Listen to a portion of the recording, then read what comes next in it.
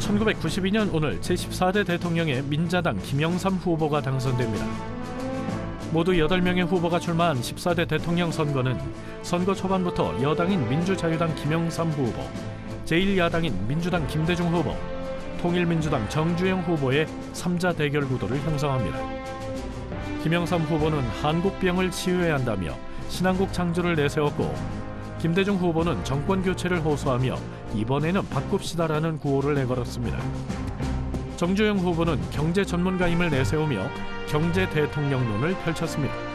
개표 결과 민자당 김영삼 후보가 997만여 표를 얻어 득표율 41.4%로 대통령에 당선됩니다.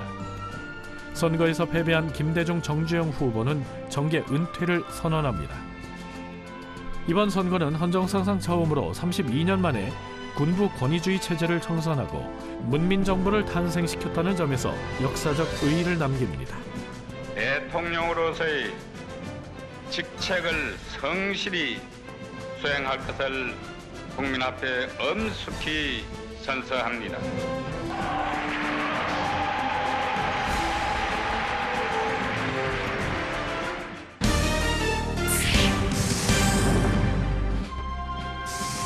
(1997년) 오늘 제15대 대통령에 김대중 후보가 당선됨으로써 헌정사상 첫 여야 정권 교체가 이루어집니다.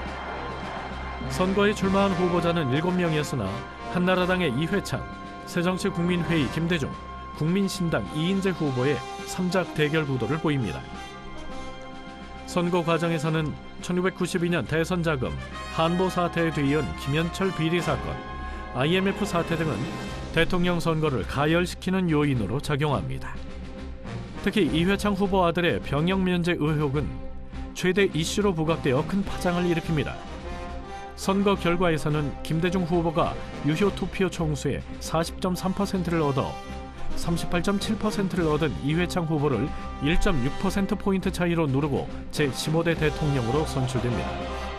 옥살이와 가택연금, 피살위기 등 역경을 이겨내고 4번째 대권 도전에 나선 김대중 후보는 역대 선거 사상 2번째로 근소한 표차로 대통령에 당선됩니다.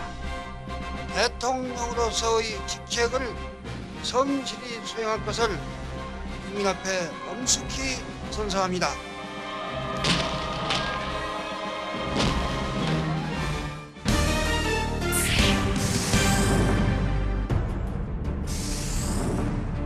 (2018년) 오늘 음주사고 처벌을 대폭 강화하는 특정범죄 가중처벌 등에 관한 법률 개정안이 시행됩니다.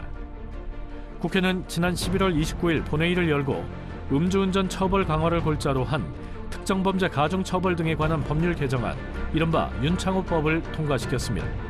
윤창호법은 음주운전 사고로 숨진 윤창호 씨 사망 사건을 계기로 마련된 법안으로 음주운전으로 사망사고를 낸 경우 최고 무기징역까지 처벌이 가능하도록 형량을 대폭 강화한 것이 특징입니다. 고인은 2018년 9월 부산 해운대구에서 만취 운전자가 몰던 차량에 치여 뇌사 상태에 빠졌다가 끝내 세상을 떠났습니다.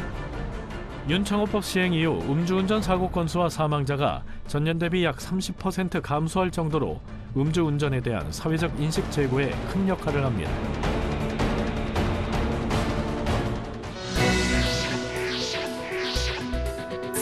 (1965년) 오늘 중앙청에서 한일협정 비준서 교환식이 열립니다. 대한민국의 이동원 외무장관과 일본의 신하 외상이 양측 수석대표로 비준서를 교환합니다. (1971년) 오늘 서울과 경기도 문산의 임진각을 잇는 총 연장 35.3km의 통일로가 개통됩니다. 개통식에 참석한 박정희 대통령은 민족 통일의 의지를 담아 통일로로 이름을 짓습니다. 2002년 오늘 국민통합 21의 정몽준 대표가 대선을 불과 하룻밤 앞두고 노무현 후보에 대한 지지를 철회합니다. 국민통합 21은 명동 유세에서 노무현 후보의 남북한 미국 관계에 대한 발언이 양당 공조 정신에 어긋난 것이라며 지지 철회의 이유를 밝힙니다.